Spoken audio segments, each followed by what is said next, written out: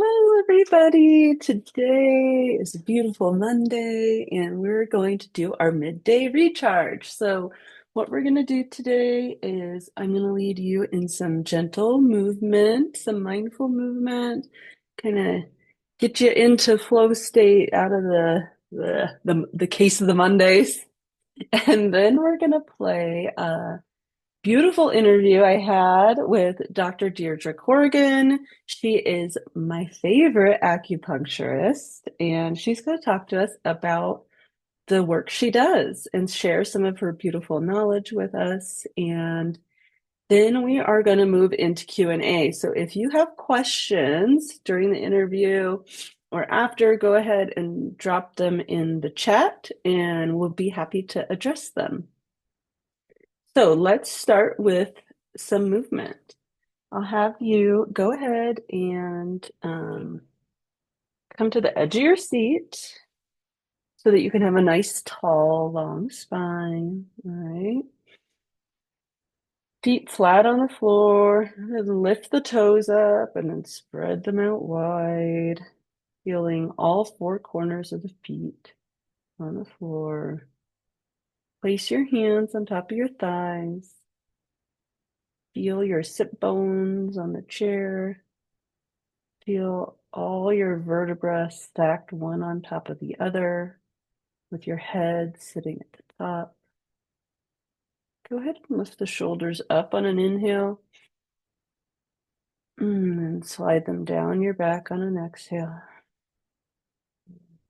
Let's do this 2 more times together. Inhale. Breathe out, sigh out. 1 more time. Breathe in. Breathe out. Take a few neck rolls or shoulder shrugs. I got some snap, crackle, and pop here. Kind of loosening up anywhere that you feel any tension.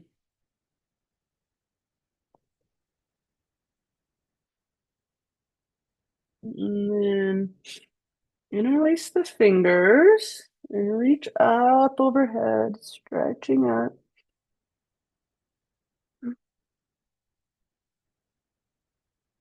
And reach over to the right.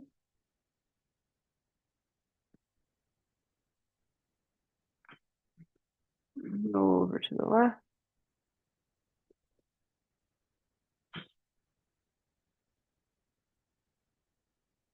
Back to center. Let the arms come down. This time we're going to interlace the fingers behind the back so that you're stretching across the chest. And I'm going to give myself a little more space so I don't hit my forehead on the desk because we're going to come forward. Okay, so come forward and place your head kind of between your knees, right? And your arms come up behind you. And you can stand up if that feels better too, or just stay at your desk. Getting that forward fold action where the head comes below the heart.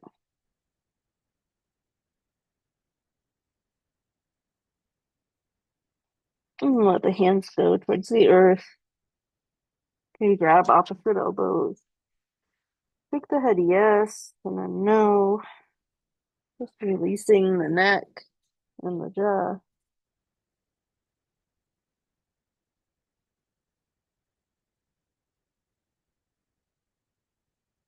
And take your left hand to the outside of your right ankle, and right arm up towards the sky for a seated twist.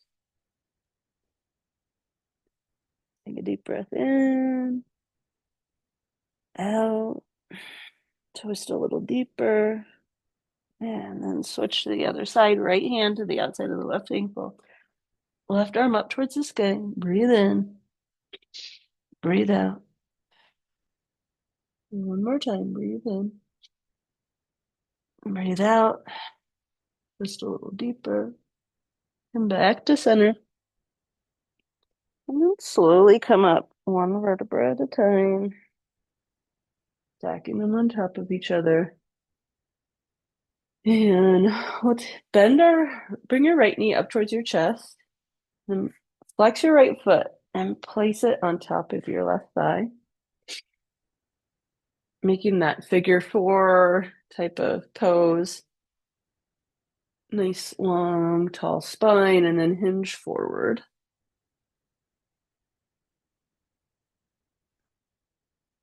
Should feel a stretch in the outside of the right hip, like you're doing a seated pigeon pose. Just really tune into whatever sensations you feel in your body.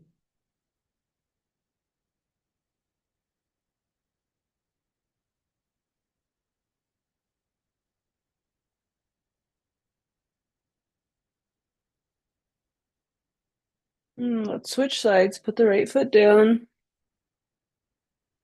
Bend the left knee towards the chest, and then flex the left foot, placing it on top of the right thigh. Inhale to lengthen the spine. Exhale, hinge forward until you feel a nice stretch. And then maybe close your eyes and just really plug into those sensations. Notice how, if you really pay attention, the intensity, the location, the texture of that sensation changes.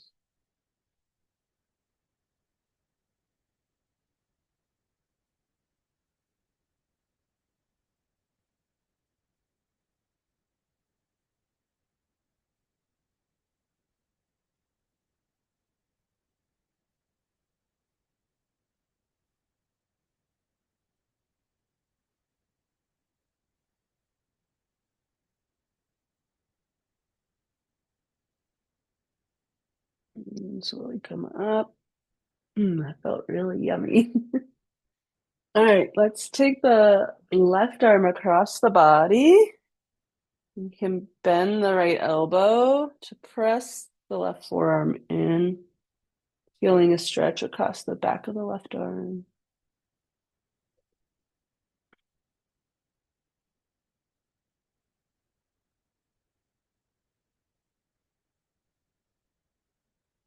And switch sides. Right arm comes across, left arm bends, pushes that forearm in. Make sure your shoulders go down, that they don't creep up into your ears. Take a few breaths.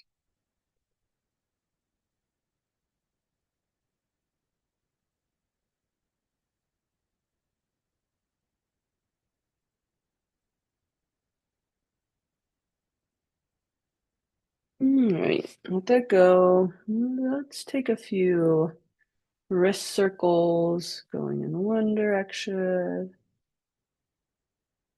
Maybe I was gonna try to do my ankles too, but it's kind of hard. See if you can do it. And then other direction, I can kind of do it. Takes like my full attention. All right. And then we'll stretch the forearms a little bit. So take your left palm out, flex your wrist, and then pull back on your left fingers using your right hand. And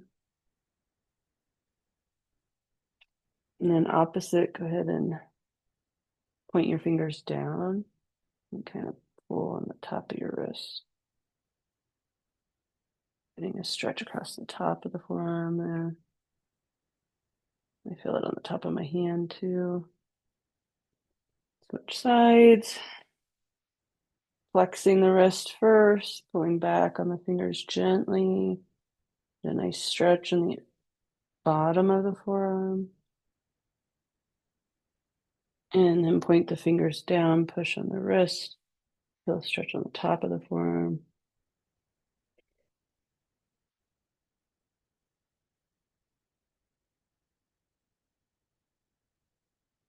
Okay, and then let's drop the right ear to the right elbow, right ear to the right shoulder. Make sure the shoulders drop down and back. Push the left shoulder down so that you really get a stretch in that left side of the neck.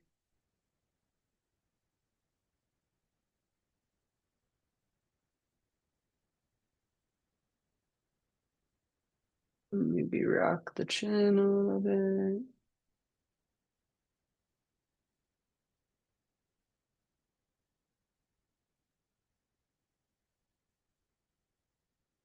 Other side. Left ear to left shoulder. Push the right shoulder down and away. Feeling a stretch in the right side of the neck.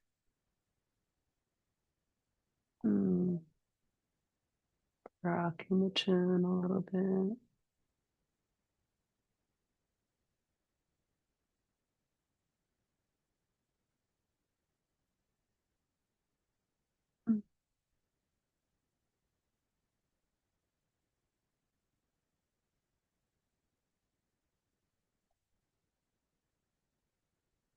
Back to center. Closing the eyes for a moment and just noticing anything that's come up or shifted for you since you first sat down, logged in, dropped into your body. Are there any thoughts that have been circling? Maybe they've come down or shifted. What did your body have to say to you? What emotions bubbled up to the surface?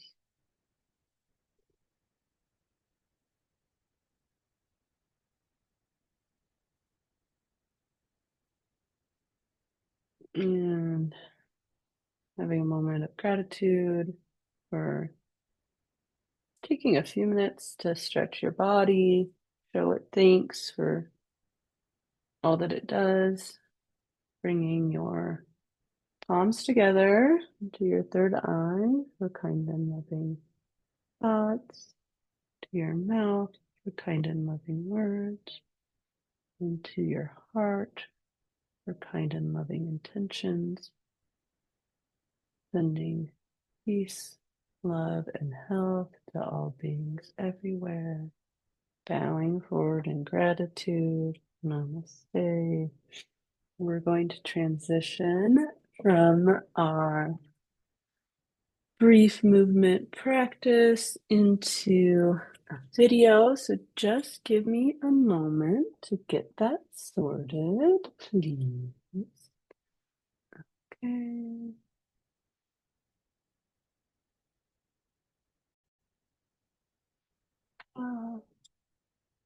And I'll get our Instagram live going as well. Okay. Oh, I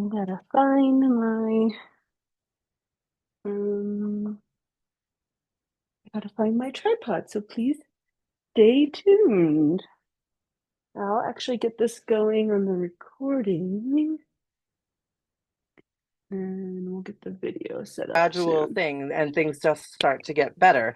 And that's this maybe the myth that that it might be different in some ways from Western medicine, but it's actually very similar in a sense. When you take a course of antibiotics, you don't expect that you're going to take one antibiotic and be done.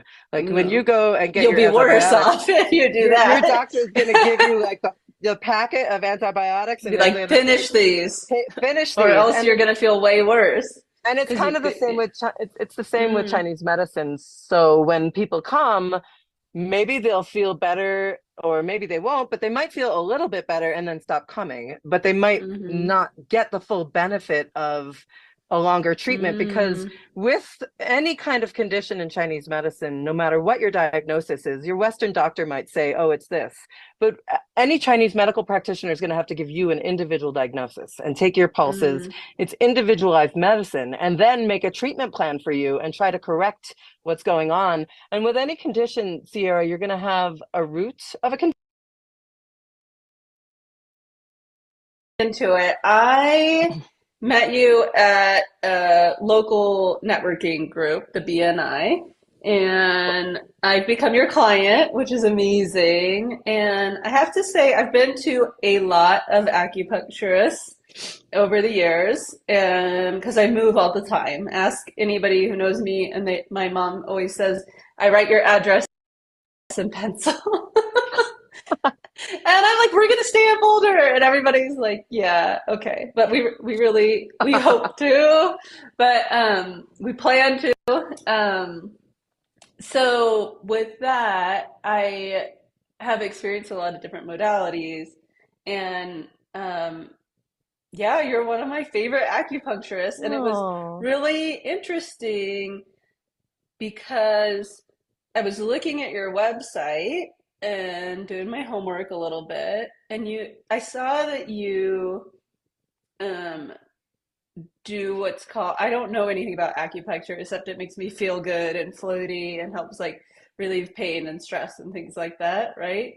hmm. But you mentioned that you practice classical acupuncture and that Hmm. that's not common. So for those of us who like acupuncture is kind of mysterious, could you kind of just like give us like a brief high level, like how would you describe it to somebody who's never tried it, but they're Okay. curious about the benefits? And then how would you differentiate like your modality, or maybe you wouldn't to somebody who No, I has never would. experienced it. I definitely would. And it's interesting. Okay. It's a great place to start. And I love your story because it's similar to mine. When I was looking into going acupuncture school, I was living in California and I was looking at all of the acupuncture schools all over the country, including in Ireland. And I had a best friend Obviously. from, obviously, and my best friend from college had started to go to this acupuncture school that I ended up going to. And she started to tell me the things that they were learning, and I was like, wait a minute, what's going on over there? It seems like something different is going on over there. And just to give you the little nutshell about Chinese medicine, my gateway drug to acupuncture was actually sorry, I think that text.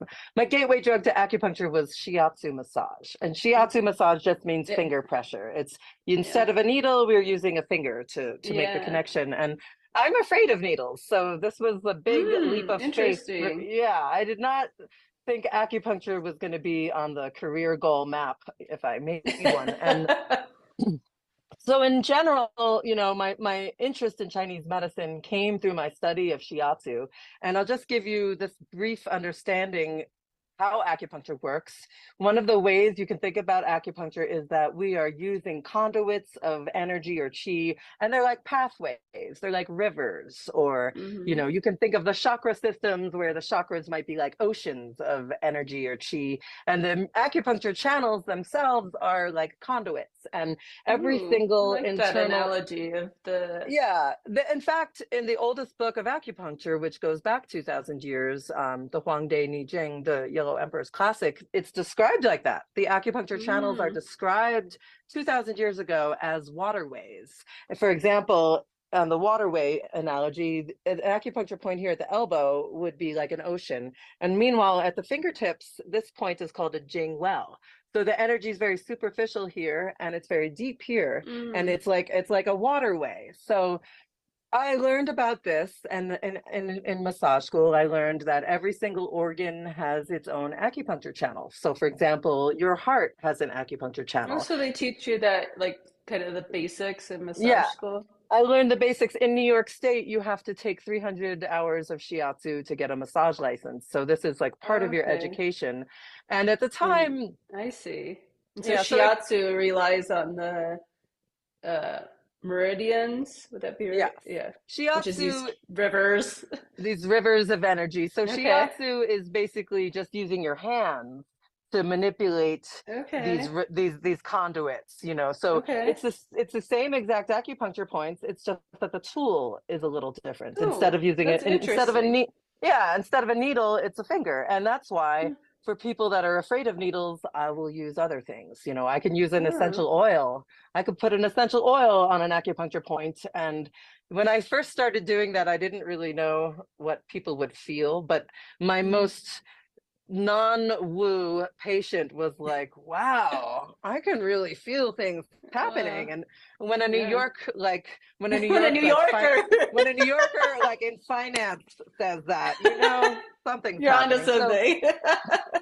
So basically, the way acupuncture works is, we divide things into yin and yang. So we have yin Hmm. organs, we have yang organs, and the yin organs are the things that never stop working, like your heart, your lungs, your liver. Mm. These are the yin organs, and the other yang organs are bags and tubes, like your stomach, your Bags and intestines, tubes. bags and tubes. You I could would live have thought it without. would be inverse though, because like yang is like that fiery energy, right? And yin is like mellow. So like wouldn't like Well, something that's always it, working be yang? but the thing about it is that the yin organs store things, actually. So Oh, okay. So and that's the why yang they're. things are moving, Oh, okay, that makes right? sense. And then the yin organs, if you go a little more esoteric, this is the spiritual side of acupuncture. There are aspects of your spirit that are said to actually reside in the organs themselves, which is, Hmm. that's something that you learn about, and it's very esoteric. And now 20 something But you years can also later, experience it, which is you can. very strange. Very, And it's I have, usually and I'm like, that's okay, that's yeah. happening. It's gonna So thrive. so basically that's acupuncture and shiatsu. We have the 12 organ, they're basically 12 acupuncture channels that most Hmm. acupuncturists use, and they are called the primary channels. That's what those are. They And connect to is the a or channel the same as a meridian? Yes, Okay. same thing. You Okay, could call it a same thing. channel, meridian, Whatever. conduits of chi. Okay. And the important thing to remember with these primary meridians is that they are all connecting to their internal organs. So, for example, the Mm. lung meridian will connect to the lung organ and also to the large intestine. They are friends. For example, the large intestine and the lungs are two meridians that one is yin, one is yang, but they are both together. And in classical acupuncture, so here in Boulder, there is a school of classical acupuncture that is oriented around 5 element acupuncture, which is a different style of classical acupuncture. But the what we have in common is the 5 elements, which are in all styles of acupuncture, and they are fire, which is the heart and small intestine. Then we have metal element, which is the lung, large intestine. We have the earth element, which is the stomach and the spleen, and we have the water element, which is the urinary bladder and the kidneys. So this all comes together. If you look at it like a circle, it's the cycle of I think life. did we miss one? Metal, Metal, fire, earth, fire, water. earth, water. Oh, we did. Wood. Sorry. Oh, So wood. Okay. wood would be the beginning. So imagine if you were growing a garden, you plant that seed, and what does it Hmm. take for that to grow? It takes water. So the water is feeding the wood. That's kind of Mm. how it goes in it's called the creation cycle. And then the wood would feed the fire. What does it take to build a fire? Okay. You need wood. So this is how those elements work together. And then there's also something called the control cycle, which you don't need to know about, but that this is the nutshell of a basic understanding of Chinese medical theory. Now, where it is different for me in the practice that I am practicing is that I am using more channels or more acupuncture channels, meridians, than just these 12 primaries. Okay, so Mm. there are other acupuncture channels, many other, about 72, that have been forgotten over time.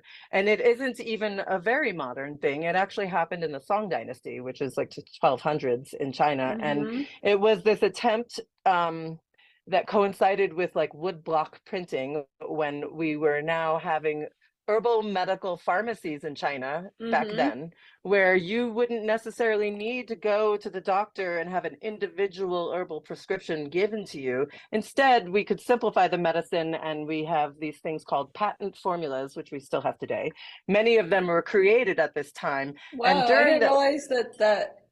I'm like, I should have learned that as a toxicologist, but you don't. yeah, many of them were created at this time.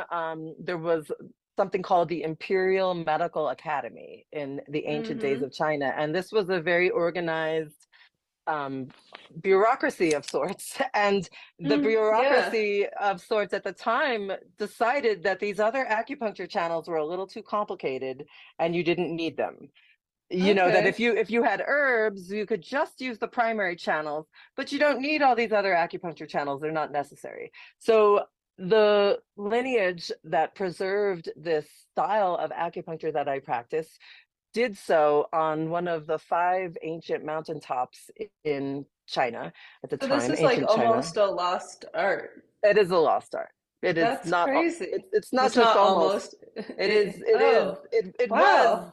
Yeah. It's pretty mind blowing. And Dr. Jeffrey Ewan is my main teacher, and Hmm. he was taught by his grandfather. And Jeffrey's grandfather was born on the sacred Taoist mountaintop, Mount Wow. Huashan, and left with his medical tradition. He left, and he skipped out on the last 125 years of horrible things that have happened in China.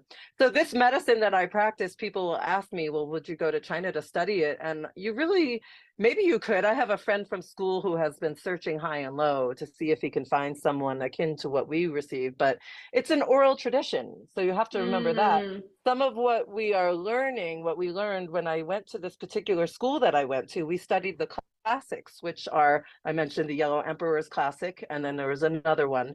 And you can read about these other channels that were lost or forgotten about, and they're described, but they don't tell you what to do with them. You know, Oh, that's interesting. it's like, oh, there So, they are. So we learn yeah. about them. Oh, they exist, but you don't know What do how to you? needle them.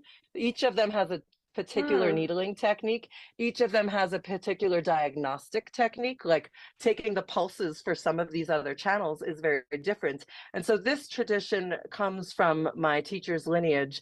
And this is a style of acupuncture that is said to be a standalone modality, that you don't need herbs if you're going to Mm. practice this particular style of acupuncture. And there's another friend and colleague of mine, Anne Cecil Sturman, and she's on a mission to teach this far and wide. Oh, And that's awesome. I have her book in Oh shambles. yeah, I know. Well Right, used and loved. I you've remember seen we me. looked at it together. Yeah, I it's look at this really book because cool. she has all the charts for all of these other channels because they're very complicated. So the acupuncture school that I went to was a 3-year program, and all we did was study these other channels, which took a Mm. lot of time. We didn't study herbs at that time. I went back to school to study herbs later, but that is a nutshell of what makes this particular style of acupuncture different. And I do have a graphic I can share which shows this. I call this Oh the yeah, that'd be acupuncture. cool if you could Yeah, share it afterwards. it's the acupuncture channel map. Basically, the idea Okay. is that each of the acupuncture channels is going to be appropriate for different kinds of issues. So Mm-hmm. there's one type of channel that's called a sinew channel, and those channels are not needled very deeply. They're very superficial needling, and it's something that you can tell when it's needed. Often it will present in the pulse, or you might hear it in the way someone's speaking, like what their complaint is. Oh wow. For example, like if someone has pain when they're walking, or pain when they're standing, or pain when they're twisting, each of those movements is a diagnosis for a different channel. So that's how those sinew Yeah. channels are diagnosed. This And is like the depth of the um technique is quite broad and deep. it's Yeah. it is because then there's also, and as we learned about all these channels, my teacher would often encourage us to only use that channel system for a month while you're in class. So for Okay. example, those sinew treatments, I gave a lot of sinew treatments when I was in school. I got really good at giving them. They're not necessarily the kind of treatments that all of my friends and colleagues from school would gravitate to. Then we have another group of channels that are called the 8 extraordinary vessels.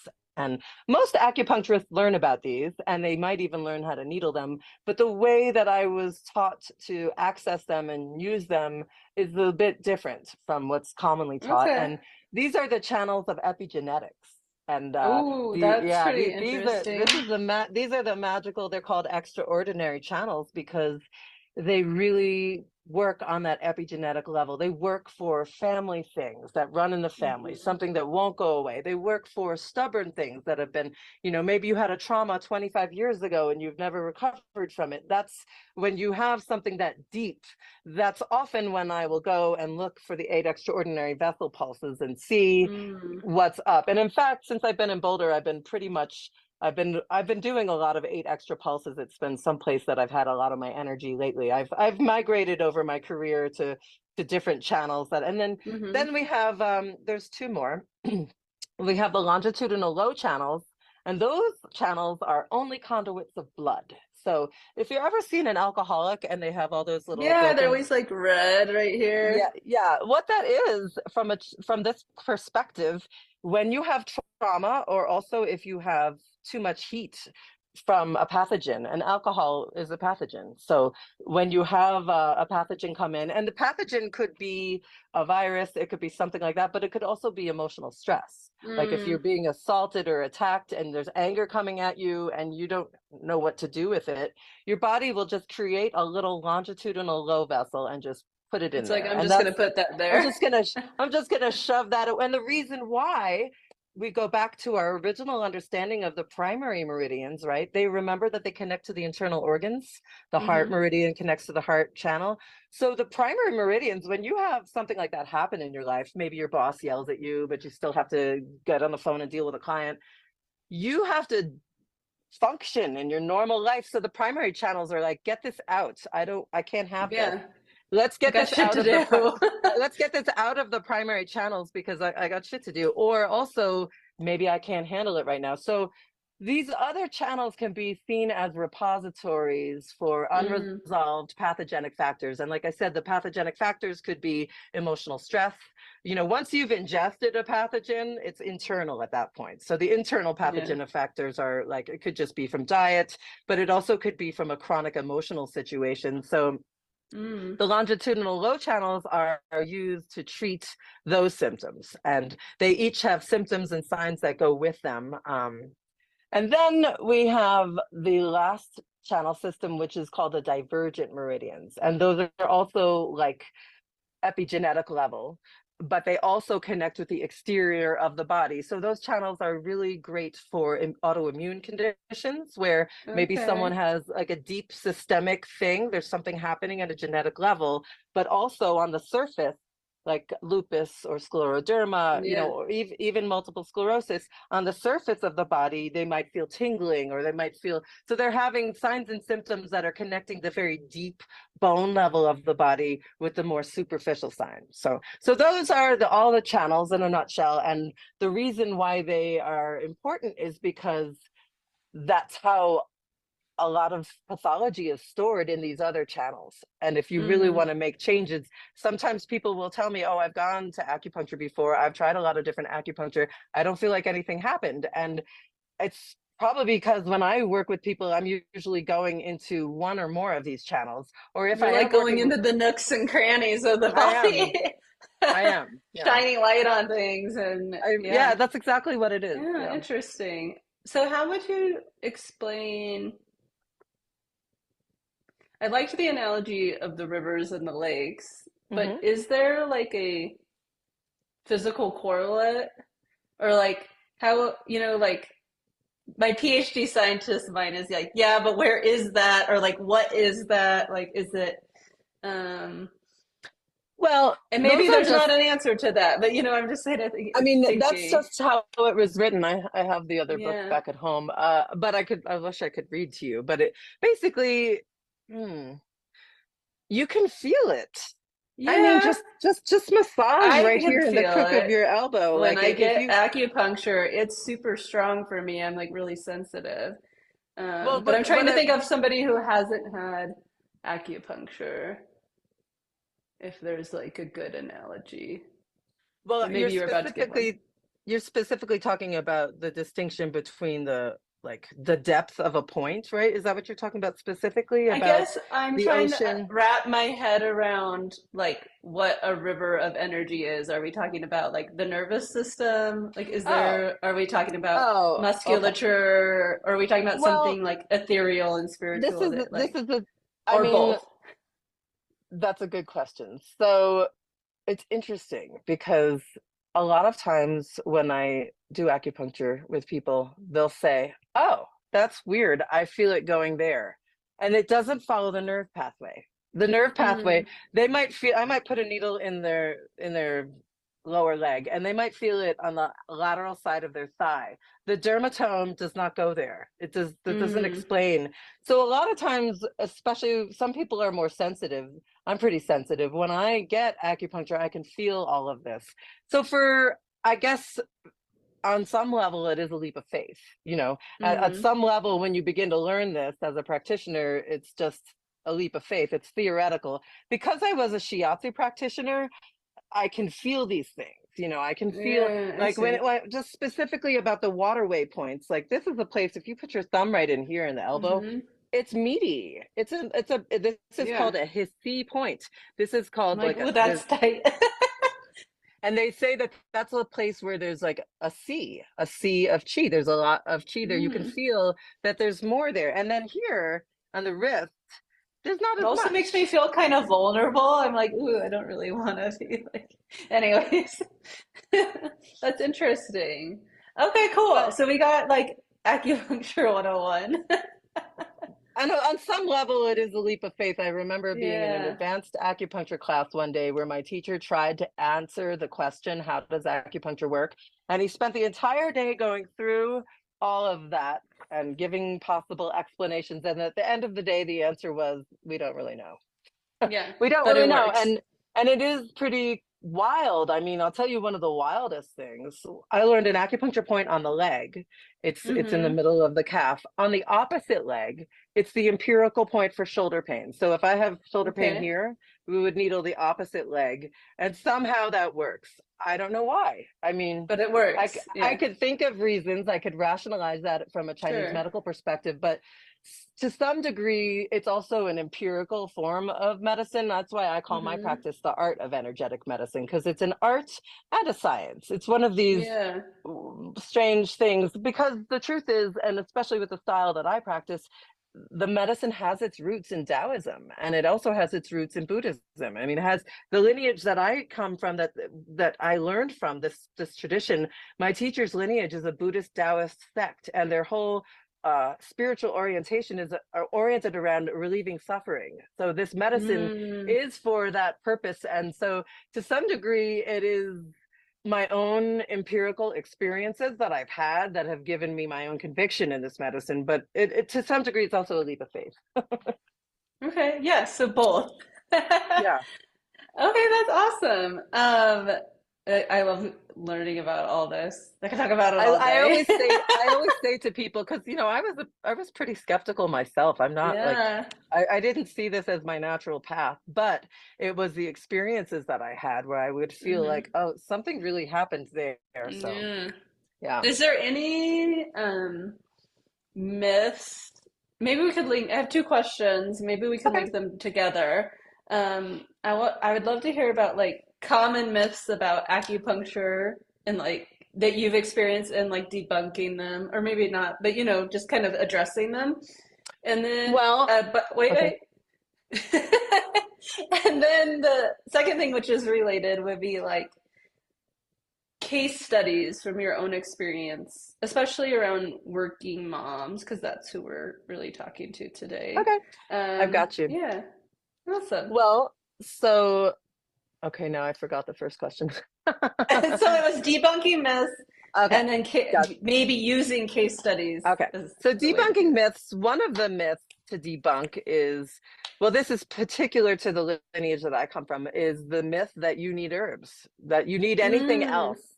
So that's actually specific to the tradition that I come from. With this system of acupuncture, this classical system, with all of those meridians, the reason why we didn't study herbs in my school is because it is a myth that you need herbs also. But it's actually a myth that's pretty active in China and in a lot of the schools here in America, that it is, mm-hmm, a lot of practitioners might even believe this, that in order to really make a change, you need to add herbs. And this is mm-hmm. actually a myth. And let's see, other acupuncture myths. Well, another one is nothing happened. I came once and nothing happened, or I tried it twice and nothing happened. And sometimes something happens in a big way on the first session or the second, but a lot of times it's not as dramatic like that. Sometimes it's Mm. just more of a gradual thing and things just start to get better.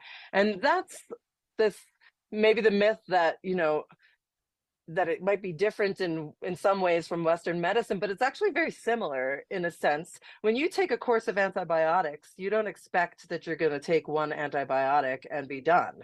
Like when you No, go and get you'll your be worse antibiotics, off if you do your that. doctor is going to give you like the packet of antibiotics, Be and you're like, there to say, finish these, Finish or these." else you're gonna feel way worse. And it's Because kind you, of the same with it's the same with mm, Chinese medicine. So when people come, maybe they'll feel better or maybe they won't, but they might feel a little bit better and then stop coming, but they might hmm not get the full benefit of a longer treatment because mm, with any kind of condition in Chinese medicine, no matter what your diagnosis is, your Western doctor might say, "Oh, it's this."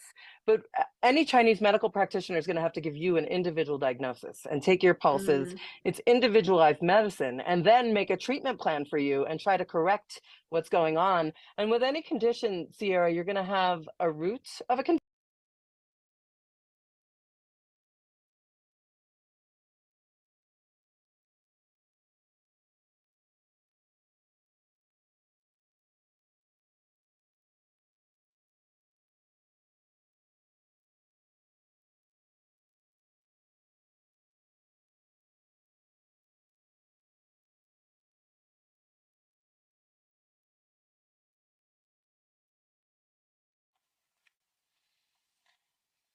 Good morning.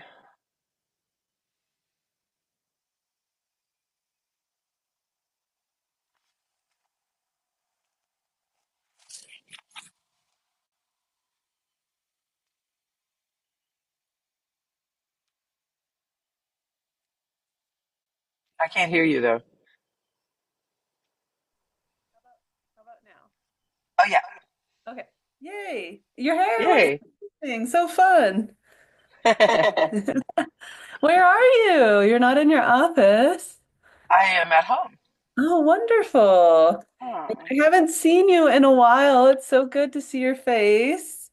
it's Uh, really good to see yours. yeah, I saw you were on and rewatching the interview. It was fun to see again. It's been some time since we I had know. a conversation. You'd just gotten back from Burning Man. Oh yeah. Yeah, how Um, have you been? pardon? How have you been? Oh, I've been good. Yeah, I went to Ireland two times since then, and now I've been going nowhere, and it's absolutely lovely to go nowhere. Yeah. I went on a journey with my teacher last weekend. I told you I was deep. Listening to the talk was good because I was like, oh, I just spent a weekend in another branch of the medicine. So yeah, been pretty good. And yourself? Wonderful. Yeah, I've been doing well also. I'm like settling in even more here in Boulder, and it feels Oh, like we've like, making it a little life for ourselves here. We went up skiing this oh, weekend, and so it was really nice. The weather, like, we're getting a false spring. So yes, this is the fall spring. Yes, yeah, so beware. Don't get too used to it. There will be more snow. yeah. So I'm enjoying that. I'm really wanting to get on your table since I was watching Oh, this, and I'm like, oh, I got to get some appointments scheduled. oh, I'm so glad because after what I just exposed myself to last weekend, I'm like supercharged. Yeah, tell us a Yeah. little bit about your weekend. What did you learn about? So I spent 3 days studying Wei Ke, Waike. Wei Ke is external medicine, and it includes some of those acupuncture channels that we were just talking about in that Mhm. talk, mostly the sinew channels. But it's really an overall approach to healing the external parts of the body. Mm, Torn ligaments, mm, spine issues, but it's this idea that when you work on the exterior, you can have a very big impact on the interior, on the mhm. internal organs and stuff. So, and it was actually a lot of massage, which, as you know, I'm also a massage therapist, but Great. this was my acupuncture teacher demonstrating a lot of Tui Na massage, certain manipulations. He actually makes the argument that a lot of chiropractic massage therapy and modern modalities that are manual manipulation actually come from the Chinese medical external Interesting. medicine. Yeah, Interesting. because this was in fact that the massage part of Chinese medicine is probably older than acupuncture. He makes the contention that when it first happened thousands of years ago, like, and you got a boo boo, you probably rubbed yourself. You didn't probably think, oh, let me stab myself. That might help. Yeah. So the massage strokes are actually very old part of Chinese medicine. Certain things like just one stroke is just on pressing, And since I did study massage therapy at the Swedish Institute, I know that a lot of what he's saying is true because a lot of the Yeah. strokes that come from Swedish massage are exactly like the stroke effleurage, where you're going like this. This is like the stroke named Tui. So it was a That's really great class fascinating. because, yeah, it was really fascinating. And the great thing was that he says that there are three things that you must do for everyone if they have an external injury. Like maybe it's an ankle injury that never healed, or maybe, who knows, maybe their shoulder. But the three things you must do are one, open the spine, because the acupuncture channels flow in a certain direction and then they go up into the head. So the next thing you have to do is open up this area here, all the sinus area. Because if you don't open this area, and then these channels flow into the arms, so you have to make sure that's all open so things don't get stuck. Sometimes if you get acupuncture and you work on stuff, someone might get a headache because you didn't Yeah. do all of this, and there might just be something stuck. And then the third thing is actually that you work on the calf and you work on the calf muscles. Yes, which was that was a part. So I've been doing a lot of these things because I just naturally do as a massage therapist with the Yeah. acupuncture. I often combine these things. And lately I've been saying to people, well, it seems like to me when I do the massage, it's really an extension of pulse taking and diagnostics. And I'm palpating Yeah. and I'm feeling. And that's really what he was talking about. That like when you're feeling the spine, you might feel like something's out of alignment. You might feel that there's a sway back or a kyphosis, or you might even feel like it's cold over here. This part's cold. Mhm. So that's what it was, more hands-on learning, and really already seeing the big differences in my clinic so when you come, it's going So to be great fun. because I'm already seeing like how much more effective it is. Yeah. Yeah, yeah. Awesome. And we have some people, I'm also doing a Instagram live. I'm looking over here because I have my phone. So Oh, hey. there's some folks on there. So if anybody has questions for Deirdre, go ahead and pop them in the chat now. One Let thing, me say one more thing though before we move on. One of the things that we talked a lot about in external medicine is this idea of phlegm getting stuck in your channels, and particularly in the back of your neck. And mm, that dowager's hump that we all start to get, yeah, oh right yeah, in I've here. got And it's it. actually very important to break that up because the phlegm can get stuck in that channel. And where does that channel go? Into the brain. So some of this external medicine he was talking about, like how it's not just so you don't feel pain, it's actually also like, especially the points on the calf, because it's systemic circulation. So it's actually good for cognitive Mm, decline prevention. This is like an aspect it's of like preventative also. yeah. So Interesting, interesting. I All know. the more reason to get in on the table. Yes. Keep your Um, mental acuity sharp. yeah, I mean, who couldn't use that, right? Truly. Yeah. Uh, yeah, one thing I was gonna say, one thing we didn't chat about was what does it look like for you when you have a new patient? So some of the listeners are, based in the Denver Boulder area, maybe interested in working with you. And so if you could tell them kind of what that process is like so they know. Sure. Yeah. So I try to make myself affordable, because sometimes it's not just like that. So I have structured my prices to have three different kinds of treatments. You can have just acupuncture, you can have acupuncture with 20 minutes of body work, and you can have acupuncture with 40 minutes of body work. And now after this class, I might add a third option because I've been giving my guinea pig patients, extra time, and I can't Yeah. seem to finish this massage in an hour. So we'll see how I do. But I typically suggest for people if they have something really physical, like I do work with TMJ a lot, neck stuff. Right. Acupuncture is great for that, except the manual manipulation is really, and I actually did just learn some really exciting new TMJ stuff. I've already been working a lot with TMJ. So when I work with people, no matter what they choose, the beginning is always going to be the same. And the first appointment is always a much longer appointment just because I'm going to talk about the health history. And it really depends on how like comfortable the rapport is, where somebody wants to go. Maybe they're really maybe they're really just there for their jaw pain to get better. But as we go deeper, they might realize, like, this actually did happen. They might realize that there's some trauma that's stuck and there's like a big thing that they can't talk about. And it might take a little time to come to that. But the person also might be like, I have this thing and I want to work on it now. And so what I always do is take a conversation and take the pulses. You've been in my office, so you know Yeah. how I do this. And I always spend about 20, 25 minutes with everybody. What's going on for you today? What, where's the new pain? How are we doing with that thing? And I track all this stuff because it is actually connected.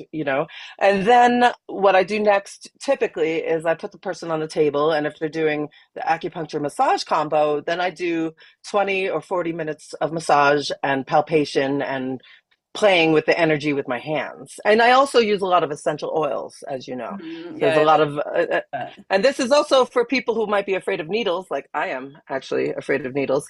I will use essential oils on points or negotiate how many needles we do, because the essential oils, some of them are Chinese herbs and they resonate with the acupuncture points. So if you put citrus oil on a point that transforms phlegm, you're going to have that get activated, maybe even more than a needle. So the typical session will be the intake, then the massage part, and then the acupuncture part. So it takes about an hour and a half or maybe 2 hours for these longer sessions. I started adding the longer session option for TMJ people specifically because I realized it just wasn't enough time to really Mhm. do all the things I needed to do to get things to shift on a physical level. So yeah, that's what it looks like. Perfect. Thank you. And you mentioned, TMJ. I know that's an area of your specialty. Could you talk a little bit more about that and like any other areas that you specialize in so that people could know, oh, I gotta see Deirdre because I got the thing. Absolutely. Yeah. Well, any physical pain. I mean, physical pain is my bread and butter. I am very good at treating physical pain. I've been a massage therapist for 25 years. So, back pain, knee pain, shoulder pain. I have a friend, and I'm a musician too. So, any musician with Hey. non-functioning parts. I have a friend that had a pinky that just wasn't working, and he was a guitar player. And I was like, "What do you mean your pinky doesn't work?" He goes, "Oh, it just doesn't work." So I got that pinky working again. That kind of thing, physical stuff. But then I also have a really big passion for gut health, and sleep. These are prerequisites for healing. CR, because I'm not really the healer. You're the healer. You're people who are listening. They're the healer. I'm actually just trying to make sure that their body can heal themselves. So I'll talk about their digestion. I want to know, like, what are your bowel movements like? Are they loose? Are they constipated? Are you having heartburn? Is that functioning okay? If it's not, that's a place that's a high priority for me because that means that your body's not going to be able to heal yourself. So there's that. And then the other aspect is sleep. Are you sleeping well? Those are the two things that I always feel that I have to get reestablished for people. And then there's a third part, like, how's your emotional life? Are you really stressed out? Is your nervous system jacked? How's your vagus nerve tone? Are you going through the world like, because if you are, it's going to be difficult to heal. So those are some of the things that I work on. But then I also have a passionate interest in autoimmune and stealth pathogen situations. And in fact, Western science has shown now, I don't know if you followed this, but that the Epstein-Barr virus has been shown to be present in the tissue of people with the autoimmune disease multiple sclerosis. I And know. not only that, and not Crazy. only that, there is research that just came out last week from a Yale University scholar that the COVID vaccine can reactivate some of these stealth pathogens like Epstein-Barr. This Wow. has happened for people. So that, and I'm seeing that a lot in the clinic. I've been seeing a lot of long COVID, a lot of weird, and I've had Lyme disease. So if anyone has Lyme disease, I mean, that's actually how I got into stealth pathogens. So autoimmune conditions, but also just trauma. That's another one of the things that I love working with because craniosacral therapy is such a gentle modality. And when you combine it with the acupuncture, I mean, my entrance into the world of healing came through my own personal trauma in the form of grief. And I have a Mhm. physical remnant in my spine of this grief. So if there's anyone that has long-term grief or trauma, those are like passions for me too, because I do think that this can all become an intertwined ball of disease. Yeah. Absolutely. And as you were going through that, I was like, yep, yep, yep. Yeah. So yeah, Yeah. it definitely resonates with me. We just have a couple more minutes. So is there anything else you want to add or expand upon that we haven't talked about? Yeah, I want to talk about my own personal teacher in Mm, my body. I have this area in my body that's my personal teacher. It's right here, and mhm. it's numb right here. And this area was my gateway drug to acupuncture because when I was a massage student, I was in school and I was getting massage therapy every single day for 6 months. You would think that with all those elbows in that spot, it would get better, but it didn't. And my boyfriend had died tragically and suddenly, like a year before. And when he died, that's when this started. And it was just a gripping pain that it was just like torture. So that's why I would decided to go to massage school. I was like, well, maybe I can learn to get rid of this and learn to help people get rid of things like this. It didn't go away Mm. until I had my shiatsu teacher work on it. And when she worked on it, Sierra, she barely touched the point. She just went on my spine and she counted down. She went 1, 2, 3. She said, oh, this makes sense. And I was like, what do you mean this makes sense? She goes, well, this is on the lung meridian. This acupuncture point on your spine is deeply connected to the function of the lungs. And when you're grieving, the lungs become depleted. And that's why you have pain here. You have pain here because there's not enough chi going into this acupuncture point because you've been depleted. And she worked on it, pain went away, gone. Wow. And then it came back 15 years later. It came back 15 years later. She told me, she warned me, and I mean that one treatment where she didn't even use a needle. She barely even touched the spots. But that was kind of my introduction to Chinese medicine. And then when it did come back, now I've had acupuncture, chiropractic. I have a lot of different modalities that I'm using to work on it. But I did recently start working with a Rolfer, a very sophisticated Rolfer who's been at it for 30 years, John Martin. He's like a MRI in his hands. Well, he went right to the part of my body here, and I told him which acupuncture points were numb, but he was like, I'm not going to let you influence me. I'm going to come at this from a different angle. And when he did, he goes, well, guess what's frozen up here? The ligament for your pericardium and the ligament for your lung, which are the two acupuncture points that Mhm. were kind of numb. So now there's movement, and the external medicine class that I took is a benefit to myself. So I say to people, don't give up. If you have something that is seeming to Yeah. be lingering, consider it a teacher and see what you have to learn from it. Oh, I love it. Thank you for sharing that. We're at the hour, so we're gonna wrap up. I could talk to you all day. I know I could. But such a treat to get you just, for a little bit while I can. We're going to post this recording on YouTube so you can share it and I'll share it for anyone who wasn't able to join live. And then our recording of the entire interview will be up on my new podcast, the Planted Yogi podcast, which launched 2 weeks ago. And so that'll come out probably this summer. So keep an eye out for that. I'll let you know, of course, but for those tuning in, keep an eye out for that. Thank you, Deirdre, and have a wonderful day. Thank you for having me, Sierra, and congratulations on the podcast. And thanks Thank again for you. having me. It's really lovely to An connect with you and honor. your audience. Take care. Honor for me. Bye. Okay.